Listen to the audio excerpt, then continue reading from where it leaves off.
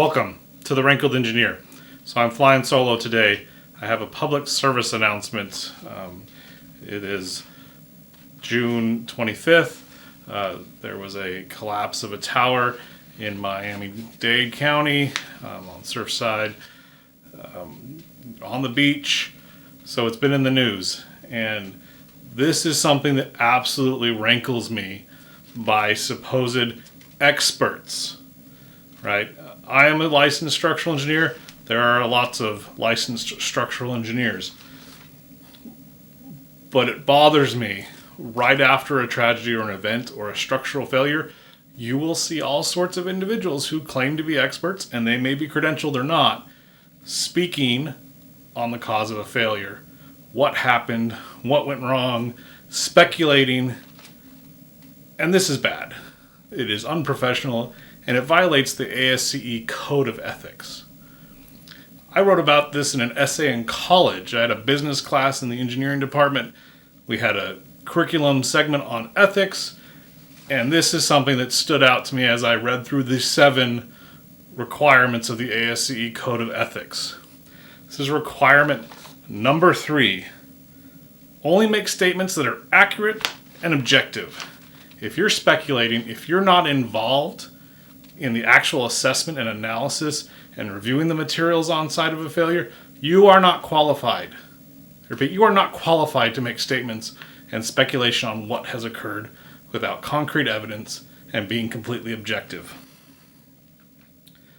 This leads to armchair engineering, and it's horrible, and the news media should not be promoting this. They should not be finding whoever they can to get a soundbite or make a statement. And even worse, it could be X, it could be Y, it could be Z, and then that expert goes on to say, but I don't know. I don't have the plans, I'm not there, I'm just speculating. I'm offering my engineering opinion. And while ASCE uses engineering opinion as a definition and a term, I don't agree with it, because as professionals, we're not supposed to give our opinion. We are supposed to provide statements of fact that are objective. We should provide engineering statements after reviewing construction documents, photographs, material testing, inspection reports, running analytic models to see if what happened in real life relates to what happened on our model. As you can see, I'm very passionate about this. It frustrates me that people will grandstand. They will go out, get the attention, be that they would rather be first and wrong than wait and be correct. I've had the opportunity to learn from people doing disaster assessments, people who were at the World Trade Center, people who were post-Katrina, people who have been to parking garage failures in Christchurch. And these individuals are consummate professionals, and they would not be caught dead speaking to the media and speculating on a cause of failure while the recovery is going on. It's ludicrous. And if you're a professional who does this, you are in violation of the Code of Ethics, and you really need to rethink your ways. My quintessential example of this, which I used in my college essay, is Professor Tim Wilkerson.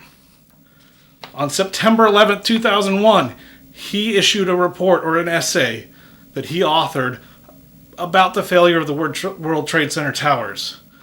The buildings are still burning, and he's on the other side of the globe speculating using only photographic and video evidence that he got off the TV news, which he admits to in his report, to come to some pretty conclusive opinions of what happened.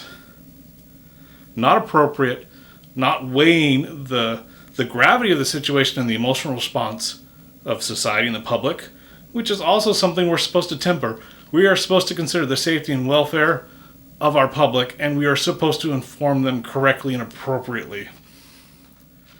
I love the MIT report on the World Trade Center collapse because they're very meticulous in explaining we are not involved directly in assessment and recovery, but based on all of the evidence, and they lay out every step of evidence and where their assumptions come from to draw their conclusions. That is an appropriate way to express your engineering statements, by supporting it with facts and reason, not just making assumptions. And I will note, that Professor Wilkerson is an academic, not a licensed engineer. His specialty was in research, not applied structural design. I was a little bit concerned because I don't want this video to be seen as grandstanding. It may be, and I went back and forth and debated whether I should present this so close to the tragedy. I will not offer you my speculation as to why there was a structural failure. I have commiserated and talked to fellow structural engineers, which is totally appropriate to discuss potential failures with your peers, especially us in the structural engineering community. It is completely different to make those statements to the public, because the public will run with those as definitive answers, and they probably are not correct. So, when you see somebody who is not directly involved with recovery efforts or assessment giving you statements of speculation of what may have happened, be very wary. Don't listen to them. Don't give them the time of day. It is not worth your time to listen to a professional or a supposed professional speculate during a time of crisis and a time of disaster. I had the opportunity today to be 100 feet from the debris pile of the towers that collapsed in Miami. Work took me down to assess adjacent buildings, and I was able to see some of the recovery effort. And here's a couple pictures from today's activities. But again, I'm not going to tell you what I think happened. That would be totally inappropriate for me as a professional to speculate. I do not have access to the original building drawings. I have not walked the site. I have not taken extensive photographic evidence. I have not looked at the condition of the building prior to today. It would be grossly negligent for me to do that. I will say, I saw men and women today serving their community by the firefighters and police officers by doing their jobs. And I saw great acts of kindness. There was a point where wind blew some debris and papers into the street, and I saw a firefighter picking up pictures and capturing those for somebody who may have lost them or a family member who may need it. A wonderful act of compassion. And then I saw the community taking care of those men and women by providing food and comfort to them on the job site. So that's what this time is about. It's about taking care of the community, recovering what we can. The time for analysis and understanding what went wrong is months and years down the road.